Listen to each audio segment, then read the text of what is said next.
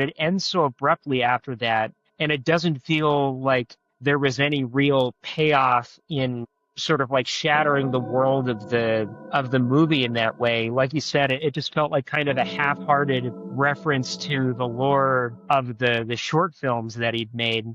and that it was just sort of like tacked on to the movie that existed kind of in a different narrative space without a lot of thought as to how to more neatly integrate the two. It was such a violent and not really, at least for me, satisfying break from that conversation to the final shot of her doppelganger or other or whatever the term is for the sort of like refracted version of yourself that exists in the back rooms even once you've left. I mean, I think if they had just shown her escaping and then cut to her double, you know, showing that there is some residue of her in this world, even if she's managed to physically escape it with her, like, you know, primary body or whatever, I think that could have been more effective. It kind of makes me wonder, what if this movie had decided to, and I don't think this probably would have happened because, you know, it's got a decent sized budget and it's not a major studio, but obviously A24 is still a pretty big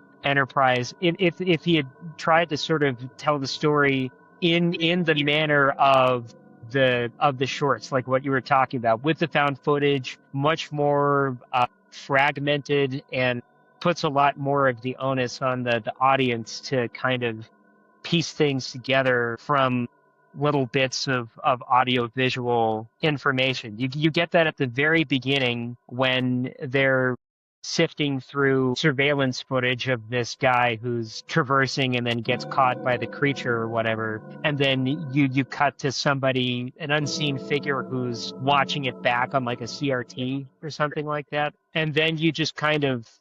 exit that and just have a much more traditional movie, you know? So I don't know. It felt like it was a kind of at war with itself in terms of how it wanted to go about telling the story sometimes.